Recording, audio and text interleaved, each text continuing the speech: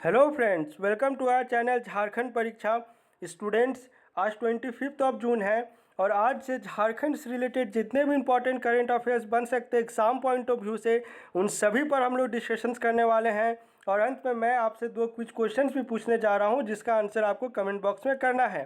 पहला quiz question तो आपका झारखंड करंट अफेयर्स से ही रिलेटेड होगा और दूसरा क्विज क्वेश्चन आपका झारखंड जीएस से रिलेटेड होगा, तो आंसर जरूर करें। और एक इम्पॉर्टेंट अनाउंसमेंट, जो इंडस्ट्रियल पॉलिसी मैंने आपको पढ़ाया हुआ है 2021 का, उसमें जो है 4 नए अमेंडमेंट्स कह लीजिए या संशोधन कह लीजिए, वो किया गया है।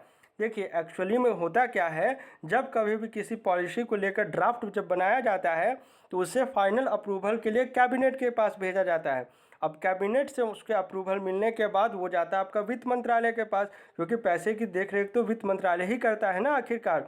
तो वहाँ पर क्या है, वहाँ पर ऑब्जेक्शंस रेज किए जाते हैं अगर किसी लॉ में उसे कुछ लगता है कि गड़बड़ है। तो ऐसे ऐसे आपके 4 लॉस में जो है वित्त मंत्रालय के द्वारा ऑब्जेक्शन रेज किए गए और इन चारों पर ही आपका कुछ कुछ संशोधन किया गया है।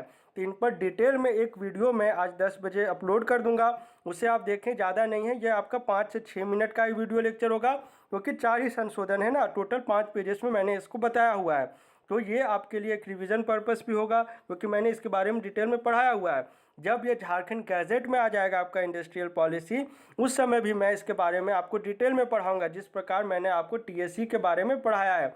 तो लेकिन अभी क्या है ना, देखिए जेपीएससी का उस समय बहुत था कि 1 महीने में आपका जेपीएससी होने वाला था, इसलिए मैंने आपको ड्राफ्ट से ही वहाँ पर पढ़ाया था। क्योंकि अब 2016 का क्वेश्चन देखेंगे तो इंडस्ट्रियल पॉलिसी औद्योगिक नीति से ही आपका 2 से 3 क्वेश्चंस पूछा गया था। इस बार भी पूछा जा सकता है, तो मैं नहीं चाहता था कि आप कंप्लीटली ब्लैंक रहें, वहाँ पर क्वेश्चन आए अटेम्प्ट करें और सही अटेम्प्ट करें, इसलिए मैंने आपको पढ़ाया। अब संशोधन आ गया है तो इससे भी आप अपडेट कर लेंगे अपने नोट्स में। इसी प्रकार से पढ़ाई तैयारी चलती रहती है, समझ गए होंगे।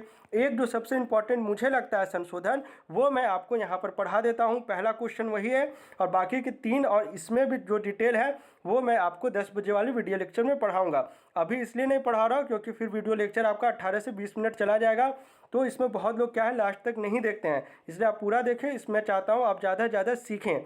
चलिए पहले क्या है वो समझ लेते हैं। यहाँ पर देखिए, अगर एग्जाम में आपसे पूछता है ना, झारखंड औद्योगिक निवेश एवं संवर्धन नीति 2021, ये जो है आपका ये इंडस्ट्रियल पॉलिसी है। कुछ नया नाम मत सोचने लग जाइएगा कि ये क्या पूछ लिया। एक्चुअली होता क्या है, आपका हुआ क्या इस बार कि इन्वेस्टमेंट को ज़्यादा से ज़्यादा जोर दिया जा रहा है झारखंड में, ताकि फॉरेन इंडस्ट्रीज यहाँ पर फैक्ट्रीज इस्टेब्लिश करें, एजुकेशन हब बनाए इसे।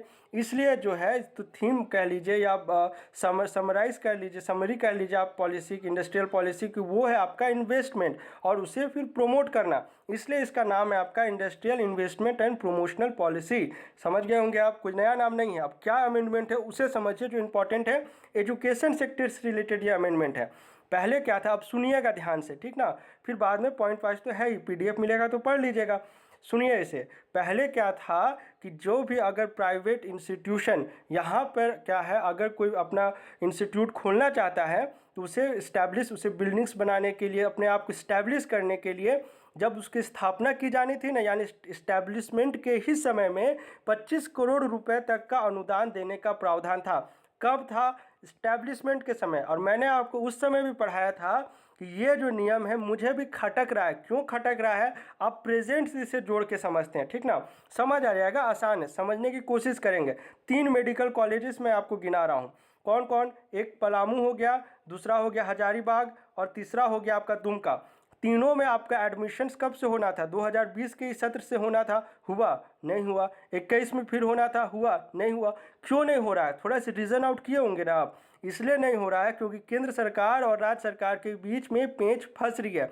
तो जब ये मेडिकल कॉलेजेस बनाया जा रहा था तो उस समय तो फंडिंग तो सब गवर्नमेंट के द्वारा कर दी गई, लेकिन अब क्या पढ़ाई शुरू हो पा रहा है? वहाँ पे नहीं हो पा रहा है। तो जो फंडिंग की गई तो अभी तक तो वो वेस्ट ही है ना, अगर देखा जाए तो।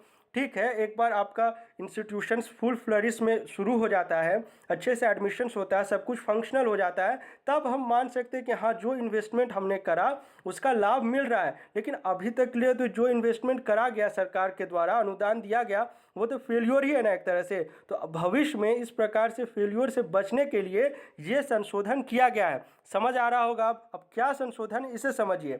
निजी विश्वविद्यालयों, इंजीनियरिंग कॉलेजेस, मेडिकल कॉलेज को उनके निवेश में 25% यानी अधिकतम 25 करोड़ का अनुदान अब पढ़ाई शुरू करने के बाद केंद्र के मानक संस्थानों के गुणवत्ता की हाई लेवल ग्रेडिंग प्राप्त होने के बाद ही मिलेगा। यानी आप इंडस्ट्रीज लगाइए, सॉरी इंडस्ट्रीज़ नहीं, आप एजुकेशन हब लगाइए, कॉलेजेस खोलिए, लेकिन अगर वो फुल फ्लरिश नहीं हो पाता है तो इसकी गारंटी आपको राज्य सरकार नहीं देती है। ठीक है ना, आप समझ गए होंगे क्या संशोधन है। और इसमें भी आपका 4 पॉइंट्स और बचा हुआ है जो मैं आपको 10 बजे वाले वीडियो लेक्चर में बता दूंगा। चलिए सेकेंड क्वेश्चन में आते हैं। क्वेश्चन है आपका, केंद्र सरकार की रिफिल बुकिंग पोर्टेबिलिटी योजना के लिए पहले चरण में झारखंड से किस जिले का चयन किया गया। देखिए नाम सुनकर क्या याद आ रहा होगा आपका, refill booking portability. Refill, cylinder refill हम लोग बुक कराते हैं ना, सभी के घर में सभी लोग कराते हैं। तो अभी क्या प्रावधान है, जो आपका डिस्ट्रीब्यूटर होता है जहां से आप सिलेंडर लेते हैं, आप उन्हीं से रिफिल करा सकते हैं। अभी आपके पास सिलेक्शन करने का कुछ है, जैसे कि आप स्विगी या जोमेटो से कुछ ऑर्डर करते हैं, आपने ऐप खोला, अच्छा आपने देखा, जैसे सपोज करिए आपको डोसा ऑर्डर करना है, आपको कुछ खाना ही ना है, आप देखेंगे अच्छा यहाँ का डोसा ये सही नहीं है, इसका रेट ऐसा है, ये आप सिलेक्ट करते हैं, ठीक ना। लेकिन अभी क्या है, आप एक डिस्ट्रीब्यूटर से लिए, जैसे इंडियन गैस, तो आपको इंडियन से ही लेना पड़ेगा ना दूसरा रिफिल। लेकिन इसमें क्या है, आप सरकार जो है संशोधन करने जा रही है, केंद्र सरकार, और इसके लिए जो है टोटल फर्स्ट फेज में आपका 5 सिटीज़ को चुना गया है, जिसमें आपका रांची भी शामिल है। उम्मीद करते हैं समझ गए होंगे। तो इस क्वेश्चन का करेक्ट आंसर हो जाएगा ऑप्शन नंबर ए रांची।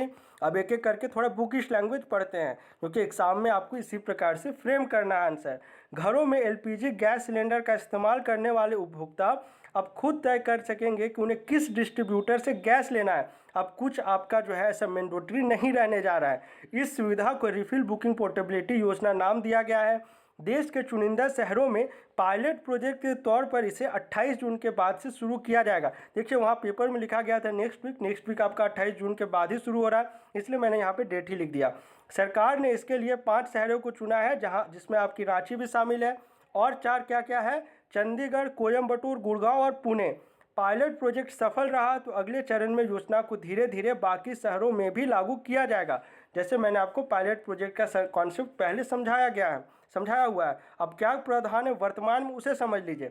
फिलहाल उपभोक्ता गैस सिलेंडर बुक करते हैं तो जिस डिस्ट्रीब्यूटर से उन्हें कनेक्शन ले रखा होता है वही सिलेंडर की डिलीवरी करता है। रांची में इस योजना के लागू होने पर जब उपभोक्ता नया सिलेंडर बुक करेंगे तो उनके पास डिस्ट्रीब्यूटर चुनने का विकल्प होगा। उसके इलाके में जितने भी डिस्ट्रीब्यूटर हैं उन सभी उनके लिस्ट में दिखाई देंगे। जैसे कि मैंने आपको जोमेटो स्विगी समझाया ना, सेम टू सेम इस पर भी आप आने जा रहे हैं, जो काफ़ी अच्छा स्टेप है और एप्रिशिएबल स्टेप है ये। डिस्ट्रीब्यूटर की रेटिंग और सुविधाएं देखकर डिस्ट्रीब्यूटर चुन सकेंगे, वहीं डिस्ट्रीब्यूटर उपभोक्ता को सिलेंडर की डिलीवरी करेंगे जिसे आप चूज करेंगे। चलिए थर्ड क्वेश्चन में आइए। झारखंड के किस जिले से survey of village and mapping with improve technology in village area योजना की शुरुआत की जाएगी। ये भी सेंट्रल गवर्नमेंट की ही इनिशिएटिव है। इंग्लिश में देख लीजिए तो आपको बेटर यहाँ पर समझ आ जाएगा कि क्या है ये योजना। हिंदी में भी यही नाम है, अपने मन से नाम चेंज नहीं करेंगे, जहाँ चेंजिंग करना होगा मैं आपको बता दूंगा। तो ऐसा पायलट प्रोजेक्ट जो है झारखंड से आपका चुना गया है, खूंटी जिला को। ठीक है, अब एक एक करके सारे पॉइंट्स को समझ लेते हैं। आपका 22 तारीख को जो कैबिनेट मीटिंग हुआ है ना, उसी में ये सब डिसीजन लिया गया है। 22 जून को हुई कैबिनेट मीटिंग में पंचायती राज मंत्रालय द्वारा प्रायोजित योजना और survey of village and mapping with improve technology in village area को राज्य में लागू करने की स्वीकृति प्रदान की गई है। इसके तहत ग्रामीण आबादी वाले क्षेत्रों का सर्वे और सीमांकन आधुनिकतम यानी कि नवीनतम कह लीजिए या मॉडर्नाइजेशन कह लीजिए, आधुनिकतम ड्रोन पद्धति से किया जाएगा। अभी तक ड्रोन सर्वे का कहाँ पर यूज़ किया आ रहा है, मैंने आपको फॉरेस्ट सर्वे पढ़ाया है, वहाँ पे मैंने आपको समझाया है कि आउटसाइड कवर एरिया और इनसाइड कवर एरिया में आपको जो है 20 स्क्वायर किलोमीटर का डिफरेंस मिलेगा। ये डिफरेंस यहीं से आता है। डिजिटाइज्ड वे में जब आप ड्रोन पद्धति से सर्वे करते हैं तो डिफरेंस होता है। फॉरेस्ट सर्वे समझिएगा, रटिएगा मत। रटिएगा तो फिर भूल जाइएगा कि किस प्रकार से आपका रिकॉर्डेड आता है, किस प्रकार से आपका प्लान्ड आता है। ये सब कॉन्सेप्ट आपको समझना चाहिए। खूंटी से इस योजना की शुरुआत ऐसा पायलट प्रोजेक्ट की जाएगी। बाद में अगर ये सक्सेसफुल हुआ तो अन्य ग्रामीण क्षेत्रों में भी इस योजना को लागू किया जाएगा। चलिए नेक्स्ट क्वेश्चन की ओर चलते हैं। क्वेश्चन है, झारखंड से किनको इंडियन अचीवर्स फोरम ने ग्लोबल अचीवर्स अवार्ड से सम्मानित किया है? इस क्वेश्चन का करेक्ट आंसर हो जाएगा option number B, Amitesh Sinha को। और ये आपके रांची के रहने वाले हैं। पॉइंट वाइज समझ लेते हैं। रांची के डोरंडा निवासी को इंडियन अचीवर्स फोरम ने ग्लोबल अचीवर्स अवार्ड से सम्मानित किया है। इनका नाम अमितेश सिन्हा। यह सम्मान उन्हें वित्तीय क्षेत्र में उत्कृष्ट कार्यों और उपलब्धियों के लिए दिया गया है। अमितेश सिन्हा को 15 वर्ष से अधिक का वैश्विक स्तर के वित्तीय संस्थानों में कार्य का अनुभव प्राप्त है।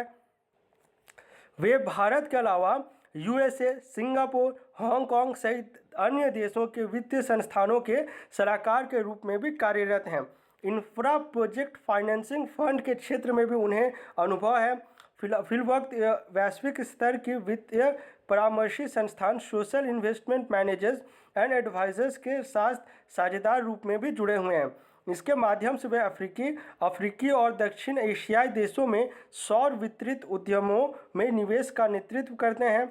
अमितेश मध्य पूर्वी अफ्रीका में विभिन्न लघु और मध्यम श्रेणी की सौर ऑफ ग्रिड कंपनीज के वित्तीय सलाहकार के रूप में सेवारत हैं।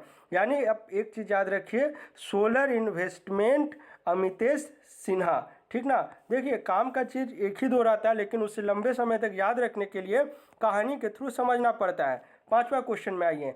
झारखंड के किस खिलाड़ी ने बेंगलुरु में आयोजित जूनियर महिला हॉकी टीम में टॉप ट्रेनिंग कैंप में हिस्सा लिया है?